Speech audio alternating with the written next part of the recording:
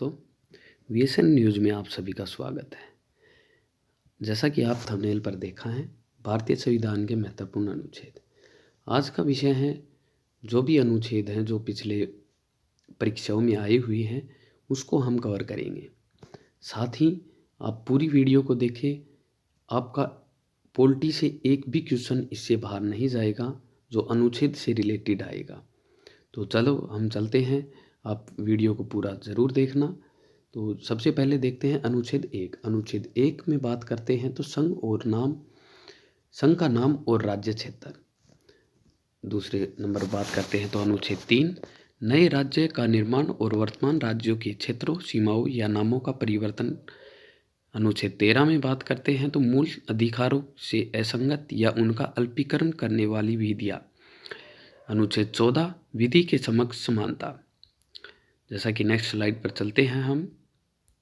अनुच्छेद 15 धर्म, मूलवंश, जाति, लिंग या जन्म स्थान के आधार पर भेदभाव का प्रतिषेध।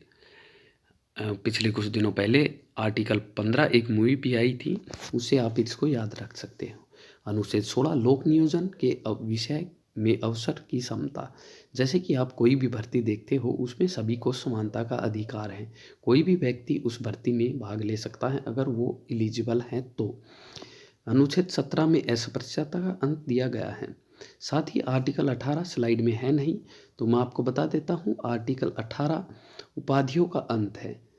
और अनुच्छेद 19 वाक एवं अभिव्यक्ति की स्वतंत्रता।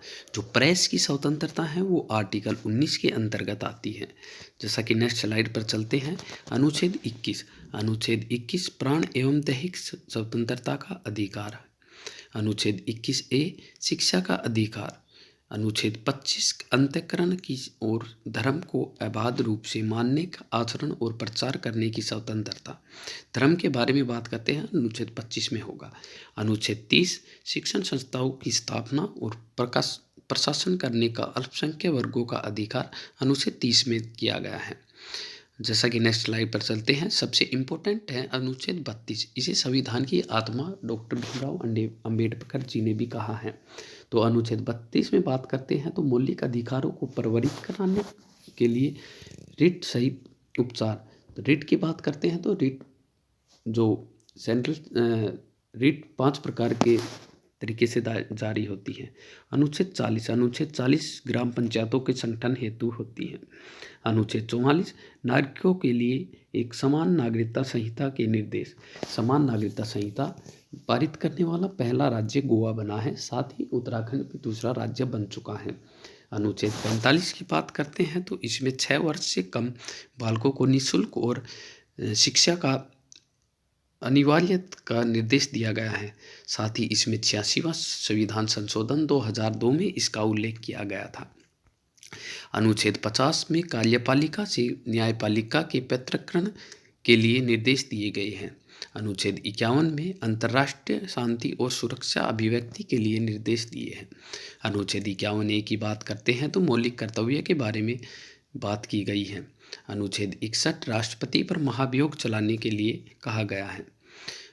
अनुच्छेद 72 में कोई भी राष्ट्रपति दंडादेशों की क्षमा, निलंबन, परिहार एवं लघुकरण की राष्ट्रपति की शक्तियों को जो क्षमा एवं उसकी जो भी कारागार की सज़ा है उसको माफ़ या फिर कम कर सकता है। अनुच्छेद 74 की बात करते हैं तो अनुच्छेद 74 में राष्ट्रपति की सहायता और सलाह देने के लिए मंत्रिपरिषद का गठन किया। साथ ही अनुच्छेद 75 में बात करते हैं तो राष्ट्रपति प्रधानमंत्री को नियुक्त करेगा तथा प्रधानमंत्री की सलाह पर शेष मंत्रियों को नियुक्त करेगा, जिसे हम मंत्रिपरिषद लोकसभा के सामूहिक उत्तरदायित्व बोलते हैं। साथ ही अनुच्छेद 110 धन विधेयक की परिभाषा की गई है। अनुच्छेद 112 में वार्षिक वित्तीय विवरण की बात कही गई। अनुच्छेद 123 में संसद के सत्र में न होने पर राष्ट्रपति की अध्यादेश जारी करने की शक्ति है। अनुच्छेद 143 में उच्चतम न्यायालय से परामर्श के लिए राष्ट्रपति की शक्ति है। अनुच्छेद 155 में राज्यपाल की नियुक्ति की बात की गई है। साथ ही अनुच्छेद 161 में दंडादेशों से क्षमा, निलंबन, परिहार या लघुकरण की राज्यपाल की शक्तियाँ कही गई। अनुच्छेद 163 में राज्यपाल की सहायता और सलाह देने के लिए एक मंत्रिपरिषद का गठन किया जाएगा। अनुच्छेद 169 में राज्यों के विधान परिषदों का संसाधन या साधन करने के लिए कहा गया है।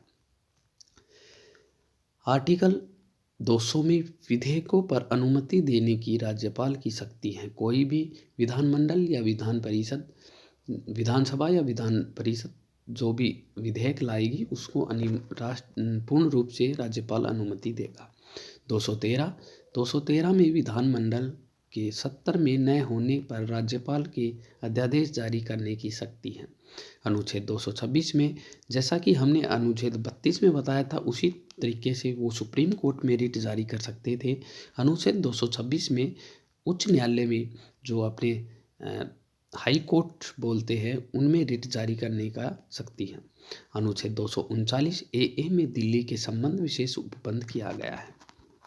आगे चलते हैं तो अनुच्छेद 249 में राज्य के सूची के संबंध में राष्ट्रीय हित में कानून बनाने की शक्ति। साथ ही अनुच्छेद 262 में अंतर्राज्य नदियों या नदी घाटियों के जल संबंधित विवादों का न्याय निर्णय। अनुच्छेद 263 में अंतर्राज्य परिषद के संबंध में उपबंध। 280 की बात करते हैं तो वित्त आयोग का गठन 280 के अंतर्गत किया गया है। अनुच्छेद 301 इसे हम बात करते हैं तो मूल अधिकार से निकालकर संपत्ति का अधिकार एडिशनल कर दिया गया है, जिसका उल्लेख 300A में किया गया है। अनुच्छेद 311 संघ या राज्य के अधीन सिविल हैं हैसियत से नियोजित व्यक्तियों को पदच्युत किया जाना, पद से हटाया जाना, पदान्वित किया जाना 311 के अंतर्गत है। जो अखिल सेवाएं हैं तो यूपीएससी की बात करते हैं तो 312 अखिल सेवाएं जो हैं 312 के अंदर हैं। 315 के अंदर संघ और राज्य में लोक सेवा आयोग का गठन की बात करते हैं। 324 में निर्वाचन एवं अधीक्षण निर्देशन या नियंत्रण या निर्वाचन आयोग का निहित होता है। इस निर्वाचन आयोग के ऊपर हमने कुछ पिछले दिनों वीडियो भी बनाई थी, आप कमेंट बॉक्स में उसका लिंक दे दूंगा, आप वहां पर भी देख सकते हैं। अनुच्छेद 330 लोकसभा में अनुसूचित जातियों और अनुसूचित जनजातियों के लिए आरक्षण, जो कि अब बंद कर दिया गया है 104वें संविधान संशोधन के तहत। अनुच्छेद 338 राष्ट्रीय अनुसूचित जाति आयोग। अनुच्छेद 338A राष्ट्रीय अनुसूचित जनजाति आयोग, ये बाद में संविधान का संशोधन करके बनाया गया है।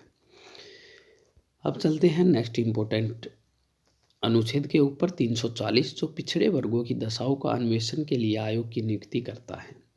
352 की बात करते हैं तो राष्ट्रीय आपातकाल की घोषणा 352 के अंतर्गत करते हैं। 356 राज्यों में संविधान तंत्र के विफल हो जाने की दशा में उपबंध राष्ट्रपति के शासन लगता है। 360 में वित्तीय आपातकाल की घोषणा करते हैं। यह एक बहुत ही बड़ी बात है कि भारत में अब तक वित्तीय आपातकाल नहीं लगा है। 340 अनुच्छेद 340 पिछड़े वर्गों की दिशाओं के अन्वेषण के लिए आयोग की नियुक्ति।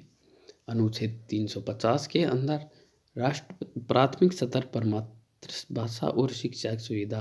352 राष्ट्रीय आपातकाल जो हमने बात की थी। 368 में संविधान संशोधन के बारे में जिक्र किया गया है कि 108 में संयुक्त अधिवेशन की अध्यक्षता लोकसभा का अध्यक्ष करता है।